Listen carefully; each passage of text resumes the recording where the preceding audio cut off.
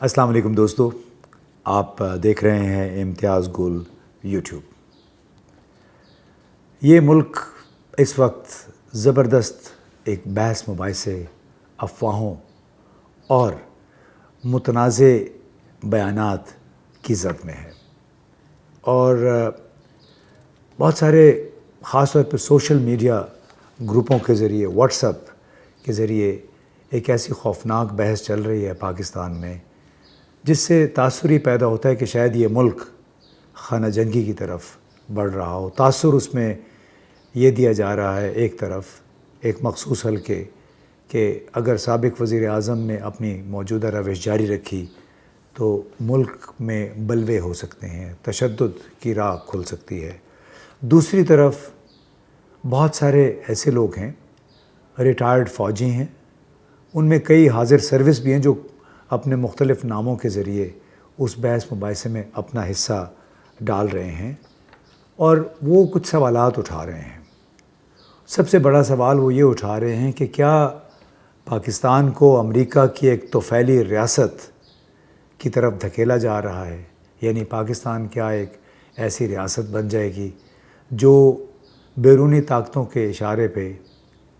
کسی ایک بلاک یا دوسرے بلاک کے اشارے پہ ہر وہ کام کرے جو ان کی خواہش ہو؟ اب اس میں بنیادی جو ہدف ہے وہ پاکستان کی مسلح افواج ہیں، اور اسی حوالے سے بہت سارے گروپس میں فوج کے سربراہ اور ان کے دوسرے ساتھیوں کے حوالے سے بار بار سوالات اٹھا رہے ہیں۔ ان کا کردار جو ہے گزشتہ 6 ہفتوں کے دوران وہ زیر بحث آ رہا ہے۔ تازہ ترین یہ بات بھی سامنے آئی ایک واٹس ایپ گروپ کے پیغام کے ذریعے کہ جس مراسلے کا ذکر عمران خان نے کیا تھا کہ ان کے خلاف اس میں سازش کا ذکر تھا، وہ مراسلہ دراصل پاکستان کے ملٹری اتاشی نے بہت پہلے پاکستان کی فوجی قیادت کو بھی بھیج دیا تھا، اور اس وقت فوجی قیادت نے اس پہ کوئی رد عمل کا اظہار نہ کیا، اور ملٹری اتاشی نے اس لیے بھیج دیا تھا کہ وہ اس ملاقات میں موجود تھے جو امریکی افسر ڈونلڈ لو اور پاکستان کے سبکدوش ہونے والے سفیر ڈاکٹر اسد مجید کے درمیان ہوئی تھی۔ اور اس تمام عرصے کے دوران، یعنی 7 مارچ کو یہ مراسلہ آیا تھا اس وقت، اور 27 مارچ جب عمران خان نے اس مراسلے کا ذکر کیا اسلام آباد کے ایک جلسے میں،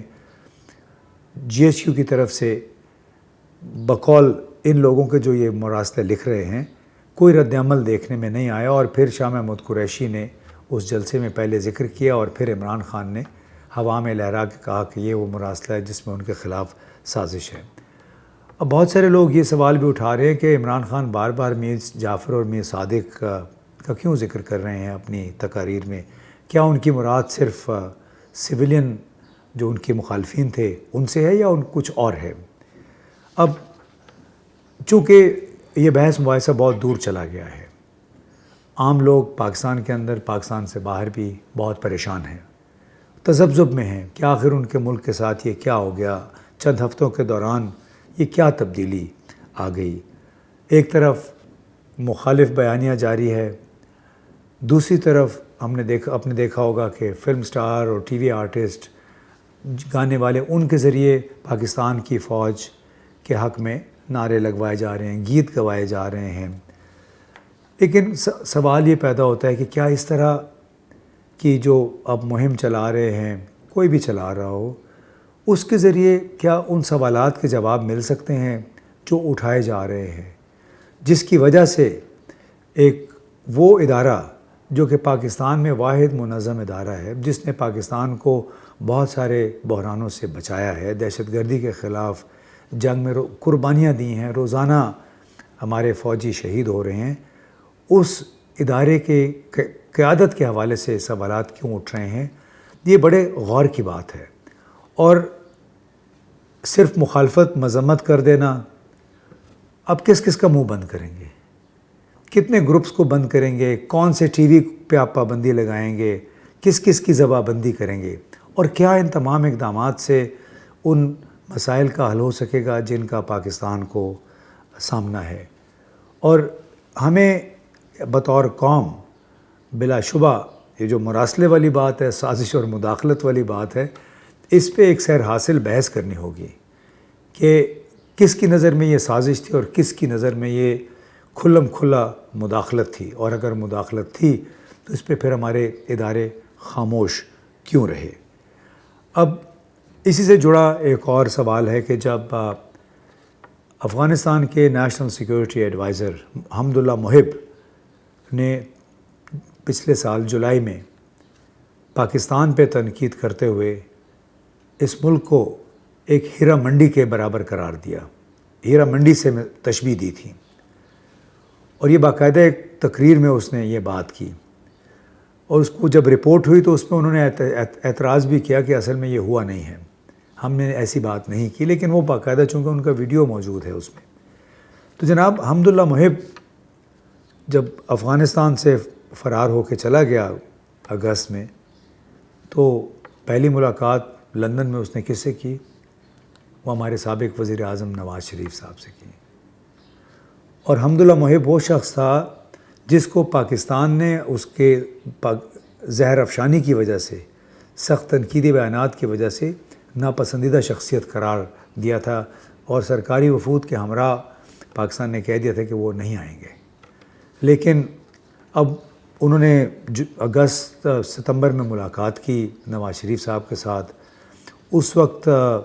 نواز شریف صاحب کی طبیعت بھی ٹھیک ہو گئی تھی، لیکن حیرانگی کی بات یہ ہے کہ ہمارے وہ قومی ادارے جو پل پل میں دشمن کے خلاف، افغانستان میں جو پاکستان مخالف گروپ ہیں، کچھ نہ کچھ کیمپین شروع کر دیتے ہیں، نواز شریف صاحب کے خلاف یہ کیمپین نہیں شروع ہوئی کہ آپ نے ایک پاکستان دشمن نیشنل سیکیورٹی ایڈوائزر افغانستان کے کیوں ملاقات کی اس سے؟ اور وہی نواز شریف ہیں جو اب سوال یہ اٹھایا جا رہا ہے کہ وہ کم پلیٹلیٹس کی آڑ میں ان کو پاکستان سے لندن کس نے بھیجا؟ یہ ایک بہت بڑا سوال ہے جو اب پوچھا جا رہا ہے کہ اب یہاں پہ اقتدار اگر بحال ہو گیا ہے مسلم لیگ کا، ان کے پلیٹلیٹس بھی بحال ہو گئے ہیں، اچھے ہو گئے، اللہ کرے کہ ان کی طبیعت اچھی ہو، لیکن ساتھ ہی ان کی ہم سن رہے ہیں کہ واپسی بھی ہو رہی ہے، اللہ کرے وہ پاکستان واپس آئیں۔ لیکن پھر لوگ یہ سوال بھی پوچھتے ہیں کہ ان کی جو ضمانت دی تھی 6 ہفتوں کی، شہباز شریف صاحب وہ تو ہمارے وزیر اعظم بن چکے ہیں، اور سابق وزیر اعظم جب واپس آئیں گے تو ان کو تو واپس جیل جانا ہے اس سزا کے مطابق جو انہیں سپریم کورٹ نے سنائی تھی۔ تو کیا ایسا ہی ہوگا؟ پھر اس کے ساتھ ساتھ ایک اور بڑا مسئلہ جو پاکستان کو اس وقت پیش آ رہا ہے اور لوگ سوال اٹھا رہے ہیں کہ کیا بلوچستان کو پاکستان کے لیے ایک افریقہ بنانے کی کوشش ہو رہی ہے علیحدگی پسند اور دہشت گرد گروہوں کے ذریعے؟ کیا وہاں پہ افریقہ اس لیے کہا جاتا ہے کہ افریقہ کے اکثر ممالک اس وقت تنازعات کا شکار ہیں، باہمی جنگیں ہیں، وہاں پہ وار لارڈز یعنی جو جنگجو سردار ہیں انہوں نے اپنی چھوٹی چھوٹی ریاستیں بنا رکھی ہیں، اور نتیجہ کیا ہے کہ براعظم افریقہ زیادہ تر منقسم ہے، منتشر ہے، بدامنی کا شکار ہے، اقتصادی بدحالی ہے وہاں پہ۔ تو کیا بلوچستان میں بھی ایسے حالات پیدا کیے جائیں گے؟ اور ایسے حالات اس لیے پیدا کیے جا سکتے ہیں کیونکہ یہاں پہ بیلٹ اینڈ روڈ انیشیٹو کے تحت جو چائنا پاکستان اکنامک کوریڈور کے منصوبے چلنے ہیں، چین نے اس خطے کو، بلوچستان کو، گوادر کو اپنا ایک ہب بنانا تھا یا بنانا ہے۔ تو اگر اب بلوچستان کو یوں ڈسٹرب رکھیں گے، یہ وہاں پہ بدامنی ہوتی رہے گی، دہشت گردی کے حملے ہوتے رہیں گے، تقریباً روزانہ ہی وہاں پہ حملے ہو رہے ہیں، تو اس کا پھر کیا مقصد ہے کہ اس کا ٹارگٹ کیا پاکستان ہے یا اصل ٹارگٹ چین ہے؟ چین کو یہاں پاؤں جمانے کا موقع نہیں دیا جائے گا۔ اور وہ کون ہے جو چین کے مخالف ہے پاکستان میں؟ امریکہ ہے۔ انہوں نے تو چائنا مشن سینٹر قائم کیا تھا اکتوبر 2021 میں،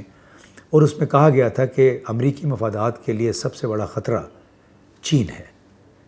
تو اگر ہم یہ کہیں کہ چائنا مشن سینٹر کے تحت بلوچستان کو بھی اب استعمال کیا جائے گا چین کے مفادات کو ضرر پہنچانے کے لیے۔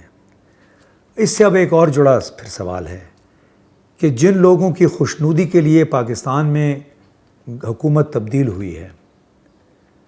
جن کی وجہ سے IMF نے اب پاکستان کے ساتھ نرمی کا مظاہرہ شروع کر دیا ہے،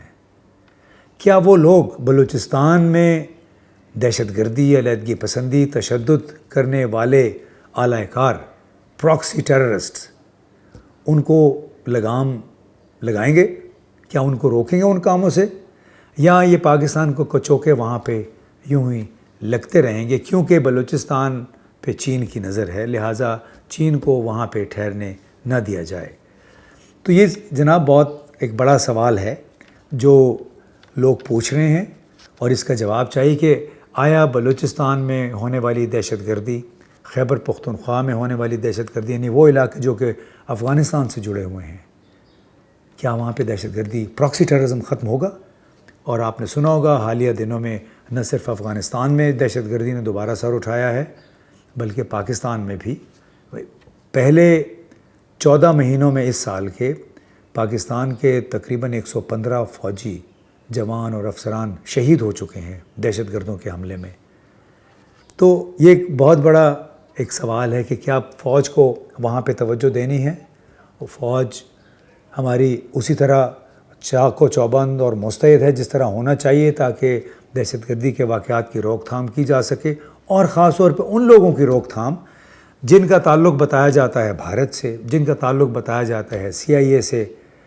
تو اگر ان کا تعلق CIA سے ہے یا بھارت سے ہے تو وہ اپنا کام کیوں چھوڑیں گے؟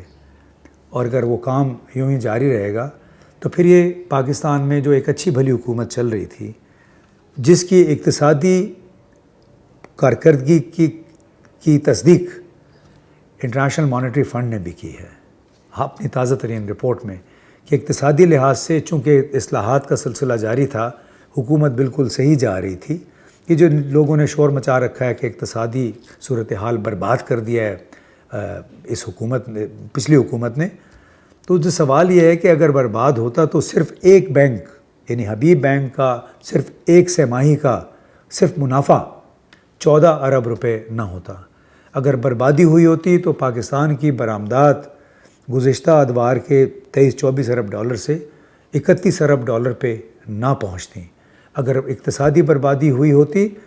تو پاکستان کے فیڈرل بورڈ آف ریونیو کی آمدنی 34% نہ بڑھی ہوتی۔ یہ سارے اعداد و شمار ہیں جن کی بنیاد پہ ہمارے مذاکرات ہو رہے ہیں یا مذاکرات ہو چکے ہیں انٹرنیشنل مانیٹری فنڈ کے ساتھ۔ انہوں نے اب ہاتھ کھولا رکھا ہے، یہ بھی کہا ہے کہ ہم آپ کو قرضہ بھی مزید دیں گے، جو پہلے 6 ارب کی بات تھی اب 8 ارب دیں گے۔ ظاہر ہے پاکستان ان کا کام ہے قرض دینا، اور پاکستان جیسے ملکوں کی قرض کی ضرورت ہے تاکہ ان کو قرض کے نیچے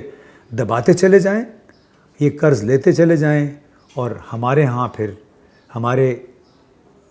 ہمارے بارے میں نہ کوئی منفی بات کریں گے، نہ ہی ہمارے سامنے سر اٹھا کے یہ چل سکیں گے۔ اب اسی سے جڑی ایک اور بات ہے کہ اگر عمران خان جب گئے بطور وزیر اعظم روس، 23-24 فروری کا ان کا دورہ تھا، وہاں پہ انہوں نے روس سے 30% سستا تیل اور گیس اور وہاں سے گندم درآمد کرنے کی بات چیت کی۔ اب تصور کریں کہ ہمارا ہر مہینے کا پاکستان کا جو پیٹرول اور گیس کا امپورٹ بل ہے کم از کم 1 ارب ڈالر ہے ہر مہینے کا، اور اگر ہم یہی گیس اور تیل اگر روس سے منگوا لیں اور 30% ہمیں سستی ملے تو تصور کریں کہ ہمیں کم از کم $300 ملین جو ہیں وہ بچ جائیں گے۔ اب سوال یہ ہے، یہ سوال بھی لوگ اٹھا رہے ہیں کہ عمران خان نے تو جا کے یہ بات چیت کر لی، اس پہ بڑے لوگوں نے ناراضی کا بھی اظہار کیا۔ پاکستان کے عوام کو جو نقصان ہوا ہے، کیا وہ ممالک اس کی تلافی کریں گے جن کی خاطر یہ ساری تبدیلی رونما ہوئی ہے، جن کی خاطر سابق وزیر اعظم کو ایک ویلن بنا کے پیش کیا گیا؟ بھارت نے تو 16 ملین بیرل تیل روس سے خریدنے کا باقاعدہ معاہدے کر لیے ہیں، اور یہ اتنا تیل ہے جو کہ بھارت نے گزشتہ سال خریدا تھا اپنے لیے. تو اس سے آپ اندازہ لگائیں کہ کس طرح ہم پاکستان کے عوام کو محروم کیا جا رہا ہے. ایک بلاک کی خوشنودی کے لیے دوسرے بلاک کے ایک رکن سے ہمیں سستا تیل اگر مل رہا ہے، سستی گیس اور گندم مل رہی ہے تو ہم کیوں نہ لیں؟ کیا وہ تمام لوگ جو رجیم چینج یعنی حکومت کی تبدیلی میں اور دوسری حکومت یہاں پہ ایک لحاظ سے مسلط کرنے میں ملوث تھے، کیا وہ اس کا جواب دیں گے کہ جو پاکستان کو طویل المیعاد نقصان ہو رہا ہے اس تمام صورتحال کی وجہ سے، اس کی تلافی کیسے ہوگی؟ پاکستان کی بدنامی الگ ہوئی، پاکستان کا سرمایہ تیل کی درآمد پہ، گیس کی درآمد پہ بہت زیادہ خرچ ہو رہا ہے. اور اب سوال یہ بھی لوگ اٹھا رہے ہیں کہ ایبسولوٹلی ناٹ کہنے والا وزیر اعظم تو چلا گیا، تو کیا اب امریکہ کو فضائی اڈے، فوجی اڈے بھی مل جائیں گے؟ کیا امریکہ کا ایک مطالبہ تھا کہ انہیں پاکستان کی فضائی حدود کے اوپر سے پرواز کی اجازت دی جائے تاکہ وہ افغانستان میں دہشت گردی کے خلاف اپنا مشن جاری رکھ سکیں؟ تو کیا اس کا یہ بھی مطلب لے لیں کہ اب پاکستان کے فضائی حدود استعمال کرتے ہوئے امریکی طیارے یہاں سے جائیں گے؟ کیا نئے حالات میں اب بھارت کے ساتھ بھی ہمارے تعلقات بہتر ہو جائیں گے؟ کیونکہ سننے میں آ رہا ہے کہ بھارتی حکومت کو، بھارتی ٹرکوں کو اب پاکستان کے ذریعے براستہ زمینی راستے سے افغانستان اور وسطی ایشیا تک رسائی شاید مل جائے. پیغامات تو اچھے آج آ رہے ہیں، شہباز شریف اور نریندر مودی کے درمیان خیر سگالی کے اچھے جذبات دیکھنے میں آ رہے ہیں. تو کیا یہ تمام تر صورتحال بہت سارے سوالات کے جوابات کا تقاضا نہیں کرتی؟ اس پہ کسی کو ناراض نہیں ہونا چاہیے. آپ کسی کی زبان بندی نہیں کر سکتے ہیں. جب ایک ایکشن ہوتا ہے تو اس کا رد عمل بھی آتا ہے. رد عمل سوالات کی صورت میں آتا ہے. سوالات کا پھر مقصد ہوتا ہے اس کے جواب چاہیے. لہٰذا پاکستان کی مسلح افواج کے حوالے سے بھی جتنی بات چیت ہو رہی ہے اس کو ایک مثبت انداز میں آگے بڑھانا چاہیے، صفائی پیش کرنی چاہیے، تاکہ وہ ادارہ جو پاکستان کے دفاع میں، زمینی دفاع میں، فضائی دفاع میں ایک ریڑھ کی ہڈی کی حیثیت رکھتا ہے، اس پہ ایسپرشنز نہ آئیں، اس پہ کوئی دھبا نہ لگے. کیونکہ سب کو وہ ادارہ عزیز ہے، لیکن اس ادارے کے اگر چند لوگوں نے کچھ ایسی منصوبہ بندی کی جس کی وجہ سے یہ حالات پیدا ہوئے، تو اس کی بھی وضاحت کرنی چاہیے کہ کیا ان کے پیش نظر پاکستان کے لیے وہ فوائد پیش نظر تھے جن کا بھی ہم نے ذکر کیا کہ امریکہ کے ساتھ تعلقات اچھے ہو جائیں گے، بھارت کے ساتھ تعلقات اچھے ہو جائیں گے، IMF سے مزید قرضہ مل جائے گا، ڈالر کے مقابلے میں روپے کی قیمت بہتر ہو جائے گی، یعنی پاکستان کے وارے نیارے ہو جائے گی. اگر ایسا ہی ہے تو پھر سب کو اس تبدیلی کو خوش آمدید کہنا چاہیے اور اس کی وضاحت اور اس کا دفاع بھی وہ عوام کو ضرور ملنا چاہیے.